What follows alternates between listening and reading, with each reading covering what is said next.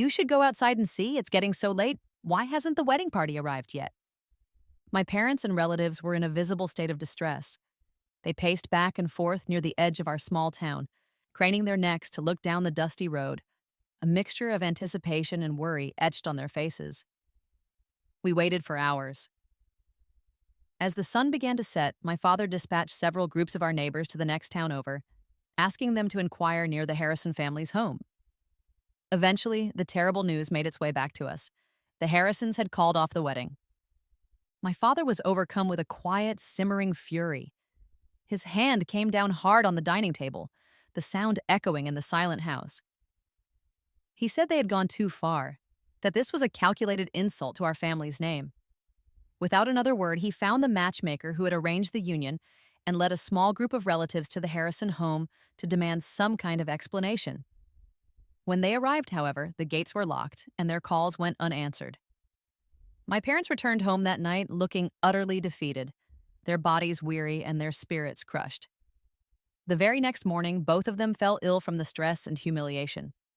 As I was reborn into this exact moment, I had arrived just a little too late to prevent their initial pain. But seeing them lying in bed, weak and frail but still worrying about me, I felt an overwhelming sense of joy. In my previous life, I had married into the Harrison family, bringing with me the substantial dowry my parents had so carefully put together. I was a good and dutiful wife to my in-laws. I treated my sister-in-law Clara with affection, and I handled all the family's social obligations with care. When Clara Harrison decided she wanted to study overseas in 2015, it was I who sold a small courtyard house that was in my name to scrape together the funds for her tuition. My husband, Leo Harrison, climbed the rungs of his career, supported by my family's money. Later, he caught a break and found immense success, and the Harrison family, once an unknown name from a rural town, was suddenly part of Riverbend's new elite. As their fortunes rose, everyone praised me as the woman who brought good fortune to their household. But Leo was never satisfied. He never truly accepted me.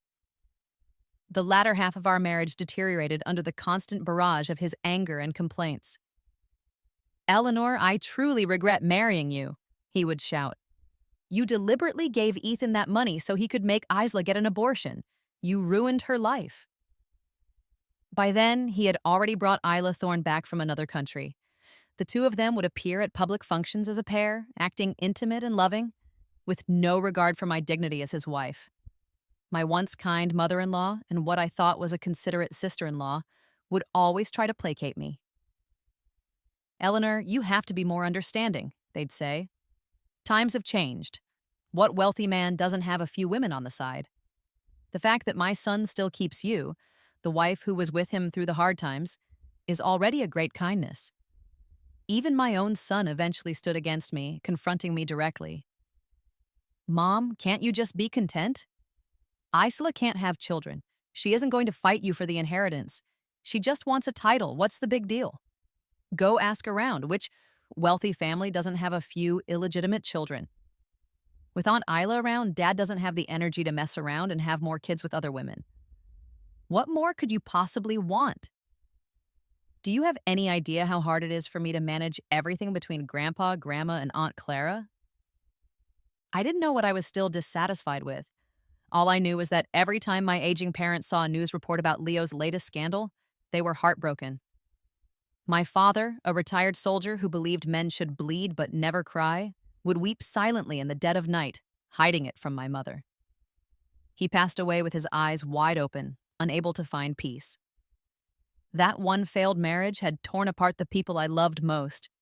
All the glamour and wealth I appeared to have was nothing more than a beautiful robe crawling with lice. No one could see the pain and bitterness behind my polite smile. So when I was reborn and found myself back at this pivotal moment, while everyone else was filled with rage and shame over the groom who had run away, I alone was grateful. I was grateful that it wasn't too late. While my parents were busy organizing a group to go confront the Harrisons, I went by myself to the marriage registration office in town. There, I retrieved the marriage certificate that had not yet been officially stamped. In my previous life, I had forgotten to bring the official stamp on our wedding day. A kind woman who worked at the office had smiled at me gently and said, "Just leave it here." When you get the certificate stamped, bring it back and I'll complete the process for you. That will save you a trip. I had a piece of milk candy in my pocket and I handed it to her. In return, she gave me back the unstamped marriage certificate.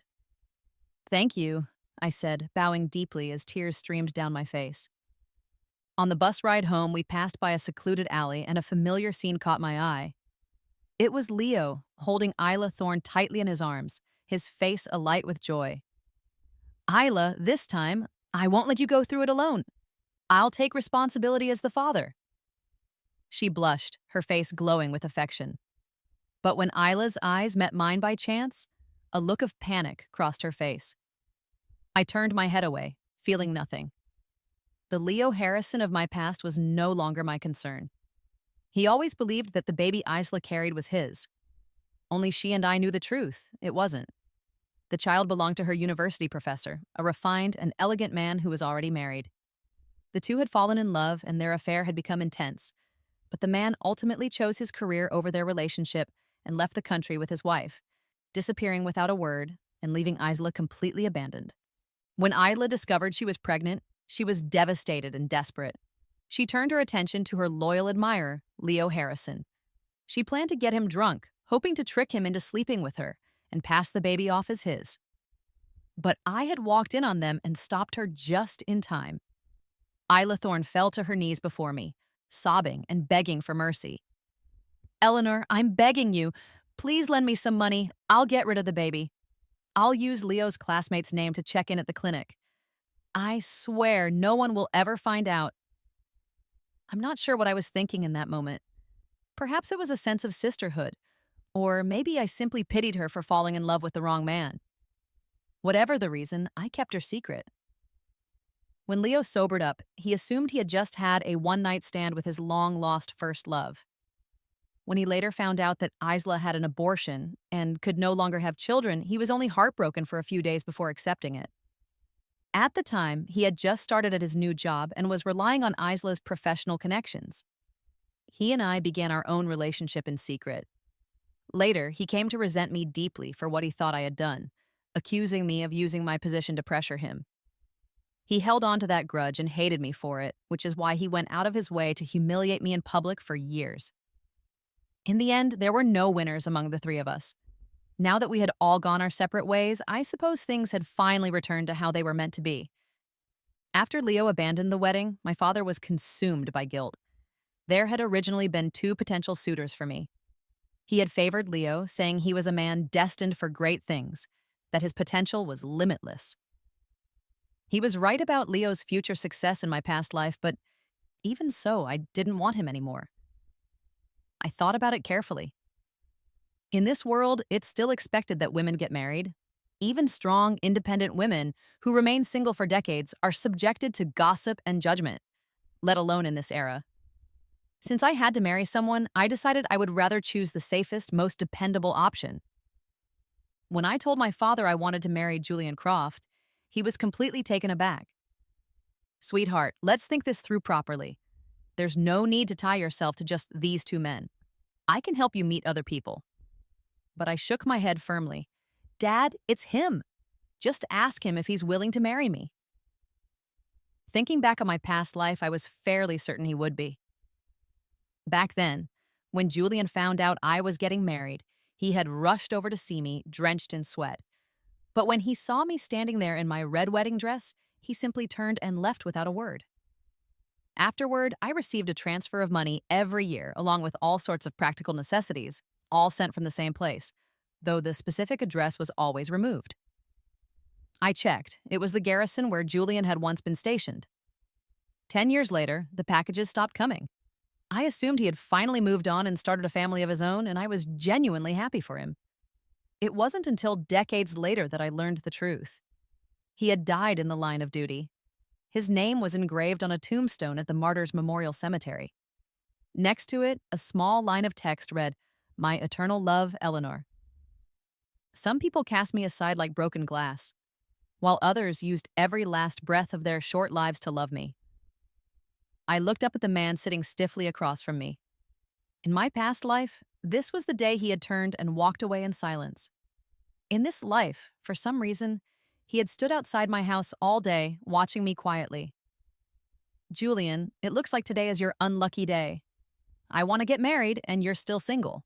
So I suppose it has to be you. He broke into a grin, and his sharp, serious features softened with a warmth I had never seen before. Not unlucky at all. I couldn't be happier. To escape the people and places that brought us nothing but bad memories, my parents and I moved directly into the courtyard house in Riverbend. It had been my mother's dowry, left untouched for years. In my past life, when Clara Harrison had insisted on studying abroad, Leo had strongly objected, his face dark with disapproval. My mother-in-law had cried under her covers, and the house was filled with constant arguments. Clara had cried and pleaded with me. Eleanor, can you help me? Just 300,000 is enough. I know you can figure something out. What could I do? Leo played both sides, pushing me to sell the house without ever explicitly saying so. Even in the 90s, it wouldn't look good if word got out that a daughter-in-law's dowry was being used up by her in-laws. That perfectly preserved courtyard house was eventually sold for a little over 600,000. Clara used 300,000 for her studies, and Leo took the rest to expand his business contacts. Years later, when I tried to buy it back, the price had become astronomically high. Even if Leo had tried to repurchase it, he would have had to question if it was worth the cost. And to him, anything for me was never worth it. Now that same courtyard house had been transferred into my name by my mother. It was decorated in bright red, filled with a festive, joyful atmosphere. Julian and I had received our marriage certificate, and in front of our families, we were formally declared husband and wife. Both sets of parents were in tears. What I didn't expect was that immediately after the wedding ceremony, Julian received an emergency assignment. He was full of regret, only able to stay for our wedding night before he had to leave. Before he left, he handed over all of his savings and belongings to me and gave me a long list of instructions, reminding me of every little thing. Watching his anxious eyes and furrowed brow, I couldn't help but smile softly. I stood on my toes and gently kissed him, then pulled back. I'll wait for you to come home. Julian wrapped a strong arm around my waist, his voice low and steady. I know. I had resolved to give Julian all of my loyalty and trust in this new life. I would be a better version of myself, calmer and more at peace. What I hadn't anticipated was that this Julian was nothing like the quiet, reserved man I remembered from my past life. The few times I had seen him back then, he had barely spoken. Other than the occasional flicker of emotion in his deep, dark eyes, I had never sensed anything else from him. I had always imagined he needed a steady, graceful woman as his wife, and I truly believed I could play that role better than anyone. But could someone please explain what was happening with this passionate, bold, and incredibly clingy man? Ever since Julian returned from his mission, I had barely managed to get out of bed for a week. When things got too intense, I would kick him in frustration, only for him to catch my leg, place it over his shoulder, and continue with even more vigor. After we got married, my parents and my new in-laws moved in with us. My mother and mother-in-law got along wonderfully.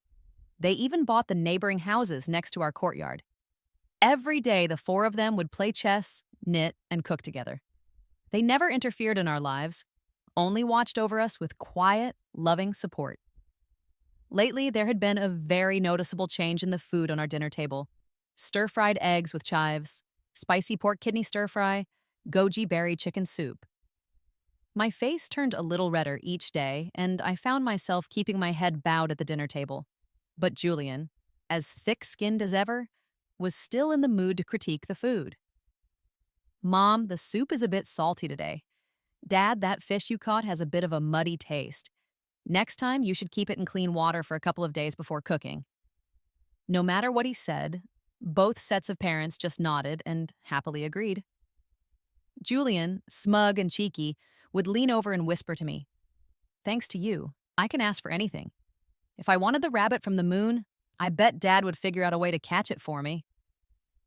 They had long resigned themselves to the idea that Julian would stay single for life.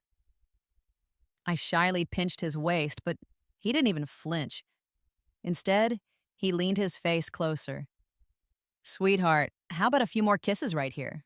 he teased. Every time I go on a mission, I have to rely on these memories to get through it. While I waited peacefully at home, I received his care packages and letters at the same time every month. There were dried wildflowers from the mountains, seashells from the beach, stunning scenic photographs, and letters overflowing with love. Eleanor, the flowers blooming on the mountain aren't as beautiful as you.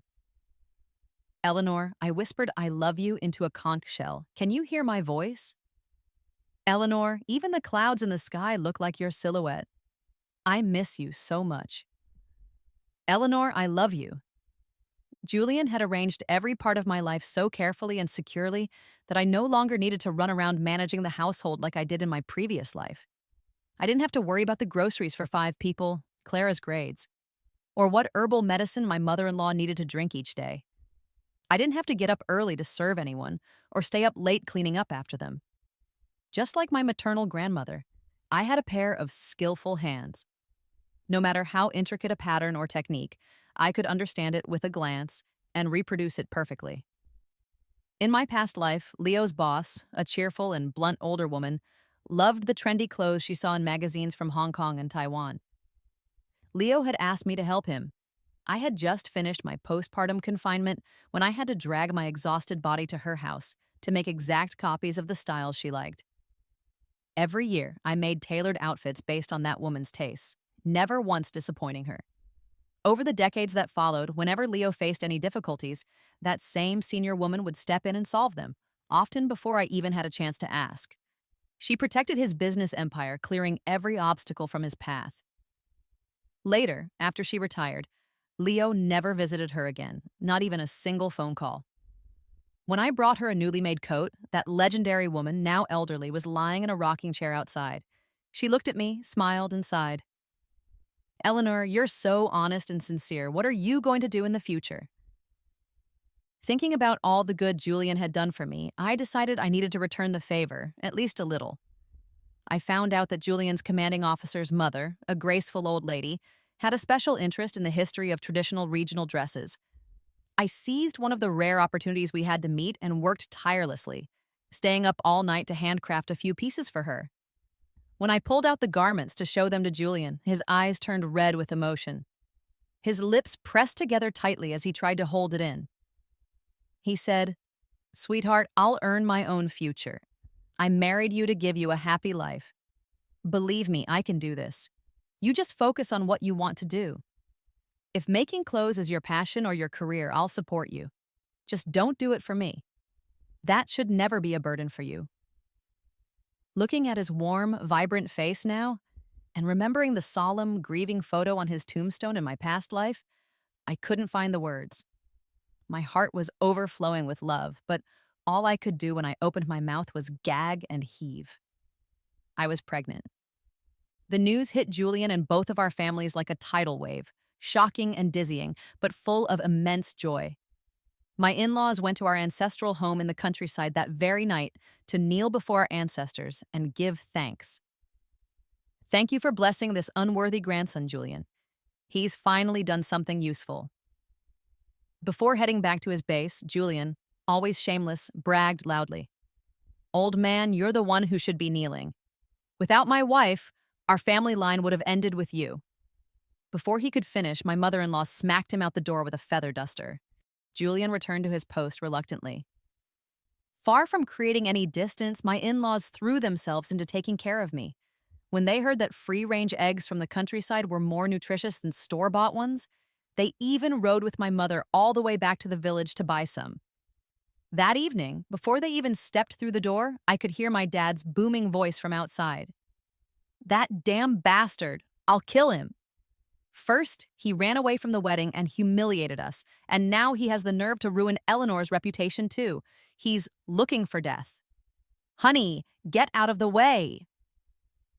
While calming down my furious father, my mother explained the whole story to me.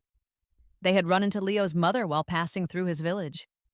Back when the Harrisons had abandoned us and fled town, they had done everything they could to disgrace us, and now that woman had the audacity to ask why I hadn't brought medicine for Leo lately.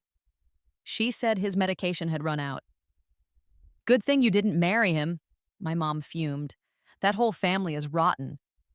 His little sister is in college now, right?" She even had the nerve to ask why you didn't transfer money last month.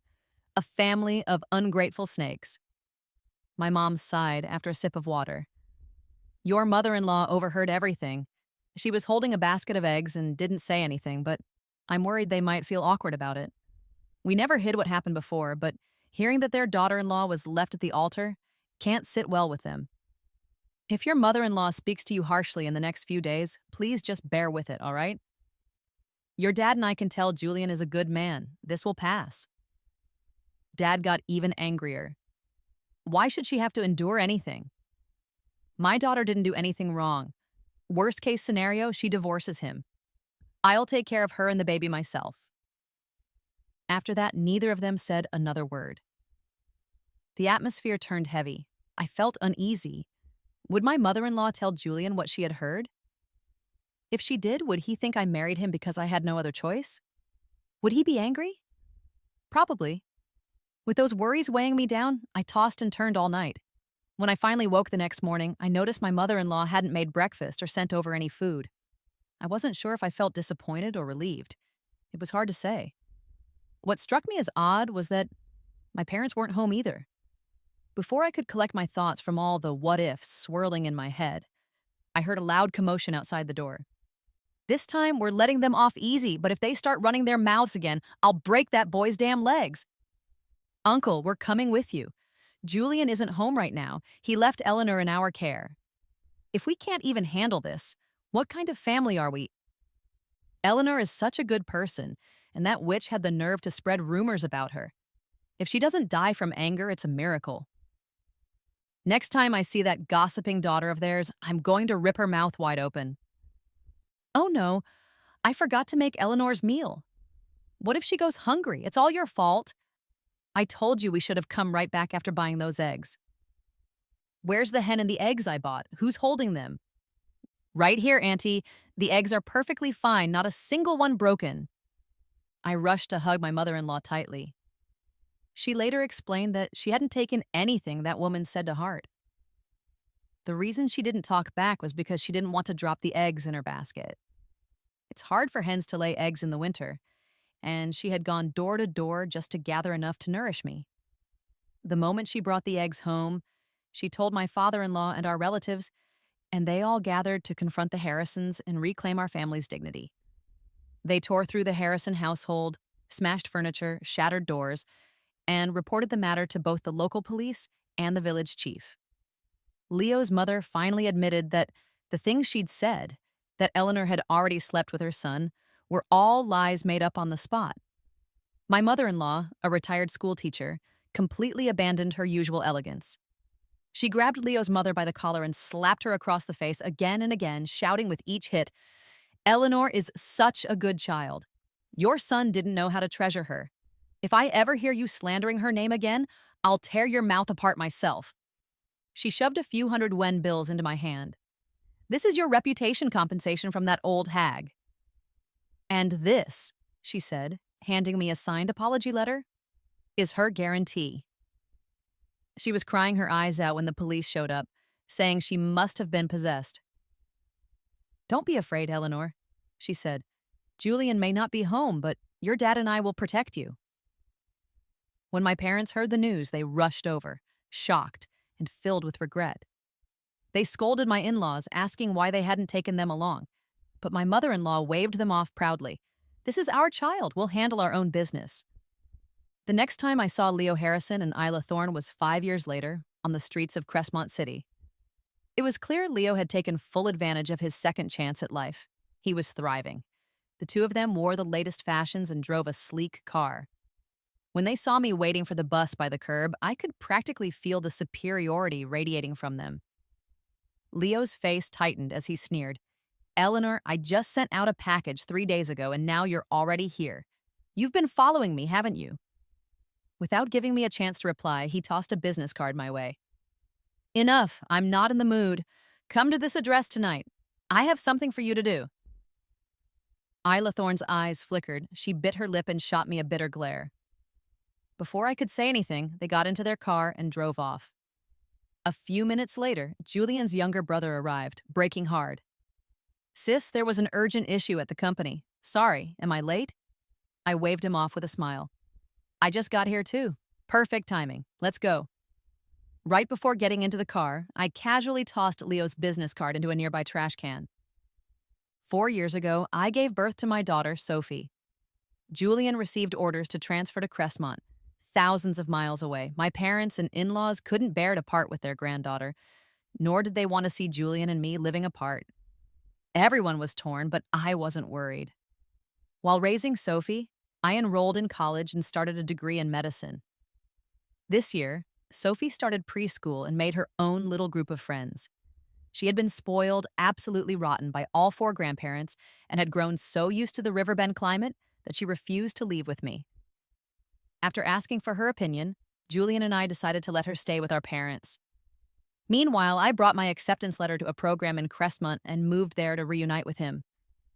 Maybe what I went through in my past life had affected me more deeply than I realized. Even though I still loved crafting with my hands, I couldn't bring myself to pick up a pair of scissors or a sewing needle. Just the thought of it made me feel tense. Gradually, I started to develop a real interest in medicine. Julian encouraged me with all his heart. He said, "Let's stick to your gift. If you can't hold a sewing needle, hold a scalpel instead. Whatever you want to do, I'll support you." Once I received my degree, I applied to transfer with the military to Crestmont and started working at the base hospital. Today was my first official day reporting for duty, and I never expected to run into someone I would rather never see again. In a city this big, what were the chances? But I didn't take Leo Harrison's words to heart. Neither he nor Isla Thorne had the power to stir any emotion in me now. So, Julian and I balanced our work and life perfectly, never once caring about the chaos happening on Leo's end. Leo kept checking his watch, pacing back and forth anxiously. It was almost 8 a.m. "Isn't Eleanor here yet?" he muttered to himself. "Director Gao is arriving in a few days. I've got to make a good impression." He remembered clearly how hard things had been when he first worked under Director Gao in his past life. 3 years later, when Eleanor's tailoring skills had happened to match Gao's personal taste, things had finally turned around. This time, Leo had brought Eleanor in early, much earlier than in their last life, hoping to win favor through her. If everything went as planned, he'd gain a powerful connection ahead of schedule. Thinking about Eleanor made Leo grin foolishly. She was just as loyal and devoted as she had been before. That worked perfectly for him. He'd always planned to let her suffer a little first, let her taste some hardship and shame, then he'd marry her anyway. After all, she had treated him with complete devotion in their past life. His mom and little sister had adored her. She even gave him a son who was outstanding and had the exact same personality as him. This time, Isla had also given birth to a son, but unfortunately, the child looked nothing like him. The thought made Leo miss his past life even more. He wasn't sure if he missed his son or the high status he used to enjoy. Getting a second chance to make up for past regrets felt amazing, but everything had to start from scratch. Right now, he was just a low-level official with a bit of cash. He was still miles away from the status he'd once had. But it was fine. Eleanor was about to arrive. She would help him win over Director Gao. Once he sold his apartment in Riverbend, he'd have the capital to start fresh. With money and experience, he was confident he'd be back on top in less than 10 years.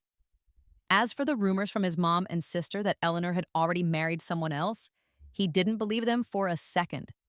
Obviously, the Vance family had staged it to save face after he ran out on the wedding. Who could blame them? One thing he was sure of. The Eleanor from his past life was the kind of woman who, once she gave her heart to someone, would love them with unwavering loyalty. That was why, even after being reborn, Leo would rather keep Isla as a mistress and still marry Eleanor. There was simply no better wife than Eleanor. Across from me, Isla Thorne smiled sweetly and offered, "Miss Vance, try this coffee. It's made from Brazilian beans, freshly ground by hand. It's really smooth." I was exhausted by the whole thing. I had no idea what these two were trying to pull. I had just gone out to buy a few household items, and somehow, Isla had intercepted me. What were the odds? She took a sip of coffee, hesitated, then looked at me with a forced gentleness. Eleanor, I've been waiting for you here for days. When you didn't come to the house last time, I figured maybe you lost the business card, so I came back here to wait. And I actually ran into you. She smiled as if nothing had happened. Leo and I have a child now. He's 4 years old. When you have time, come over and visit, okay? What happened in the past was our fault, but love itself isn't wrong. We really hope you can give us your blessing. So that's what this was. Isla trying to blur the lines around the timing and make me believe she'd gotten pregnant by Leo after marrying him. She didn't know that just yesterday, Leo had come to me, all smug and self-righteous, saying I should still marry into the Harrison family and not give Isla a hard time. He told me, Isla cares so much about your happiness that she was willing to abort the child for your sake. I can't let her suffer. So, Eleanor, you'll be the main wife and Isla will be the secondary one. Her child will call you Mom, too. That's normal around here. Any successful man has multiple women. I just hope you two can get along. I had always known those two were delusional, but I never expected them to be this far gone. Right then, their son, who had been quietly eating cake next to us, suddenly began breathing heavily and collapsed. My instincts as a doctor kicked in instantly, and I rushed to help. The child was clearly suffering from an allergic reaction, his throat swelling rapidly. His epiglottis and airway were closing. He needed to get to the hospital immediately. Panicked and focused, I didn't hesitate. Just moments ago, Isla had been sitting there composed and elegant. Now she collapsed into Leo's arms like a tearful damsel, delicate and panicked. Leo, save our son. I just wanted to let him meet Miss Vance a little early. How was I supposed to know Eleanor would intentionally give him mangoes? I clearly told her over and over that Coco is allergic to mangoes. Leo's expression turned furious. The way he glared at me, I could practically see him imagining me torn to pieces. He charged at me without a word, his hand raised to slap me. But before his hand could reach me, I caught his wrist and pressed hard on a pressure point. His face turned a ghostly pale from the pain, and sweat poured from his forehead. You think this is a joke? You have no idea what med students go through during training. Our professors expected us to be strong enough to carry a bull on our backs. Eleanor Vance, you hurt a child. You're despicable, Leo spat. How did I not see you were this vicious before? You need to be taught a lesson. Shut up, I finally snapped. Get that child to a hospital now. While the doctors were still performing emergency treatment, I hadn't even had time to step out before Isla grabbed my sleeve, weeping and demanding an explanation. Not long after, Leo's mother and sister barged in. Oh, my sweet little grandson, his grandma cried. This is killing me. His sister, Clara Harrison, glared at me, seething with hatred. Leo held Isla gently in his arms, whispering softly to comfort her. Isla looked up at me through tear-filled lashes, then buried herself deeper into his embrace. Leo's face turned cold. Apologize to Eleanor right now, he ordered. I had no patience for this circus. I stood up to leave, but Leo grabbed my arm. As we struggled, a puzzled voice came from behind me. Dr. Vance, what are you doing here? The department's waiting for you. We have a meeting. I turned around to see several interns, including a young one named Yang, walking up. I quickly waved them over. Please help separate these lunatics from the Harrison family, I said calmly, using the chance to free myself and walk out. Behind me, Leo's confused voice echoed, Wait, did you just call her Dr. Vance? The interns looked proud. Yeah, Dr. Vance was just transferred to our hospital. Top graduate from Riverbend Medical. She was Professor Chang's favorite student. That evening, just after my shift, I walked out of the hospital and saw Leo waiting by the entrance. Eleanor Vance, you've been reborn too, haven't you? I wasn't surprised by how sure Leo sounded. In our past life, while hiking with a mentor named Dr. Gao, I had accidentally scraped my ankle on a sharp rock. A young female doctor had treated the wound, and the graceful precision of her hands while stitching had mesmerized me. For months afterward, I practiced those same motions at home. It turns out that beyond tailoring, a simple needle could open up a whole new world for me. Leo had always scoffed at my passion. If you can become a doctor, pigs can climb trees. I looked at him with cold disdain. Well, I did become a doctor. Tell me, Mr. Harrison, are the pigs in your house climbing trees now? His face flushed. Then, as always, he defaulted to blame. You've clearly been reborn for a while. Why didn't you come find me? He demanded. You knew I was about to meet Dr. Gao. You knew she only liked your clothing designs? You wanted to watch me struggle, didn't you? You wanted me to beg. Don't lie. I'm doing all of this for our future. Don't you want to go back to the kind of elite life we had before? Quit your job at the hospital, start sewing again, and help me rebuild everything. You're a doctor now. You should know how to take care of the elderly. You can look after my mom, too. I had had it. That self-righteous expression of his disgusted me. In our past life, I already knew he was the type to take advantage of others, but I hadn't realized just how delusional and entitled he really was. As my colleagues began to exit the hospital in small groups, several of them gave curious glances toward us at the gate. Leo, ever smug, tried to reach for my hand with confidence. I slapped his hand away coldly. Take one more step and I'll call security. This is a military hospital. The guards here, one of them could take down 3 of you, and stop flattering yourself. I'm already married. Leo froze. That's impossible, he said blankly. It doesn't count. You couldn't have married anyone but me. You married me. That marriage is mine. I have the right. I'm her legally recognized spouse under national marriage law. Who do you think you are to question that? I turned around surprised, and there was Julian, striding toward me in long, confident steps. He grabbed my hand and laced our fingers together, completely ignoring the fact that we were surrounded by people. I didn't care either. I was just happy. I thought you said you weren't coming back until tomorrow, I said, smiling. He lowered his head, his voice soft. I missed you. I rushed back overnight. Behind us, Leo Harrison was still chasing after me like a madman, but Julian's security detail intercepted him and held him back at a distance. I could still hear Leo screaming at the top of his lungs. Eleanor Vance, you can only marry me. You belong to me. Julian rubbed my fingers gently and sneered. What a delusion. He really thought a short break would make this feel like a honeymoon. Every time that man returned from a mission, I felt like I was risking my medical degree by being in bed with him for so long. If I die from exhaustion, I once told him, it'll be the most embarrassing cause of death for a med student. Julian would always pull the blanket over me and say in that lazy drawl, Sweetheart, you're overthinking it. Your old professor back in Riverbend said you were the toughest student he ever trained. You're built like a tank. 2 months later, I volunteered to transfer to a satellite division for advanced teaching. By the time I returned to Crestmont, it was already deep autumn. My colleagues told me that while I had been away, a strange man had been standing outside the hospital every day, rain or shine, watching the entrance and exit of every shift. Intern Yang described it with theatrical flair. At first, security thought he was some kind of stalker, but he just stood there like an idiot, like he was waiting for someone. Eventually, they stopped bothering him. Dr. Vance, you should have seen it, he added. The guy is not bad looking, but he cries like a baby out of nowhere. Creepy, right?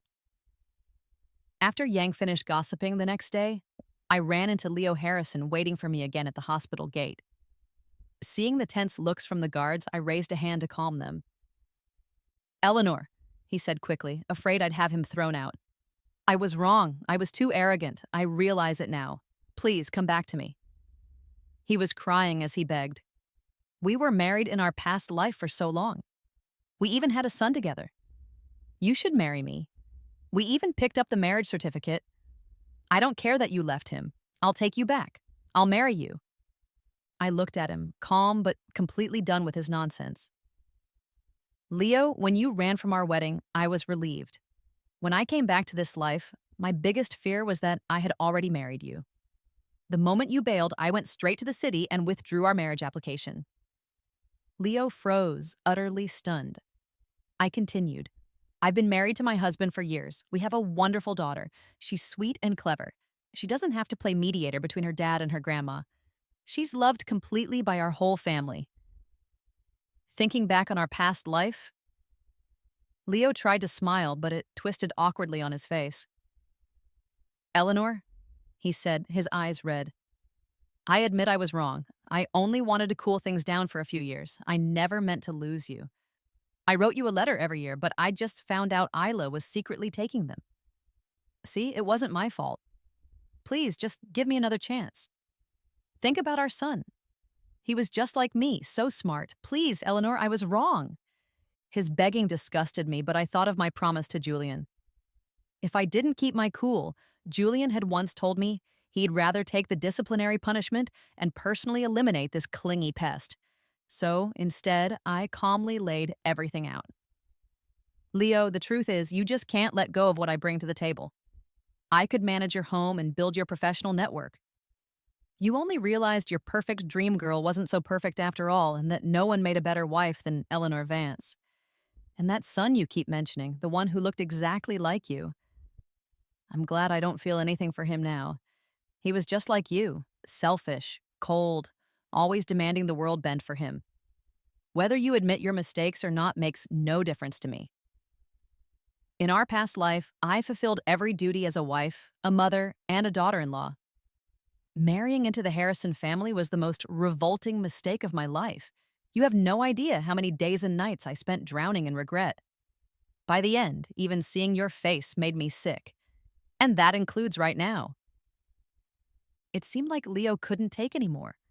His face twisted in disbelief as he collapsed to the ground, mumbling to himself, How could this happen? I turned away from him in disgust, not sparing him even one more glance. Leo Harrison, don't ever appear in my life again. You wouldn't want to know how my husband handles his enemies. After that day, Leo and his entire family disappeared completely from my world. Julian, jealous as ever, asked, So what? You actually felt bad about me roughing him up? I rolled my eyes. Idiot. He's not even worth one strand of your hair. Sacrificing your future over someone like him would be beyond foolish. Easily placated, he turned soft and smug, like a lion being scratched in just the right spot. Much later, I still made a point to befriend Director Gao, not to offer her handmade clothes this time, of course. In our past life, she suffered from severe asthma and almost died during a business trip. I gently reminded her about a few medical precautions, and she was deeply touched, grateful beyond words. During one of our casual chats, she shared a story that made me smile. A few years back, she'd had a subordinate who was obsessed with giving her flashy, high-fashion outfits no matter the occasion. They were loud, overly trendy, and completely missed her taste. She grew so annoyed that she finally transferred him far away from the central departments just to get some peace. Later, she heard that the same subordinate tried his hand at business. Since Crestmont was one of the first cities to open up during the reforms, that kind of ambition wasn't unusual. But he had used loan sharks to fund his investments, and every project he backed flopped. No one trusted him, and eventually, he lost everything. Then, his mistress ran off, leaving behind a letter. She took their son and disappeared. In the letter, she confessed that the boy wasn't his. He was the result of a youthful romance with her first love. Now that the biological father had returned, she realized that he was the one she had always truly loved. She thanked the man for his kindness, for accepting her so generously in the past. She hoped he'd understand why she had taken the remaining money when she left. After all, she still had a child to raise. The boy had once called him Dad, after all. His elderly mother, who had doted on the grandson for years, suffered a stroke upon learning the truth and passed away shortly after. The man, shattered, sat by the surging riverside, clutching those letters. No one ever saw him again. I listened and then forgot about it, the same way you forget a story you overheard on a bus. These past few years, Julian missed our daughter terribly. Every winter and summer break, he tried to coax her into staying a few extra days in Crestmont. Our parents weren't thrilled about the constant back-and-forth competition for affection. At one point, I quietly suggested that maybe we should have another child. Julian pulled me into a hug and smiled. We made a deal, remember? Just one child, boy or girl, it doesn't matter. One is enough. They'll have all of our love. He kissed the top of my head. Eleanor, besides you, I can only love one more person. Any more than that, and I wouldn't know how to split my heart. and so we grew old together. He defended the nation, and I saved lives. When Julian passed away at the age of 82, surrounded by children and grandchildren, he was lying peacefully in my arms. As I was packing away his belongings, I found our wedding photo tucked into one of his cherished books. We looked so young then, leaning into each other, sweet, a little shy, and completely in love.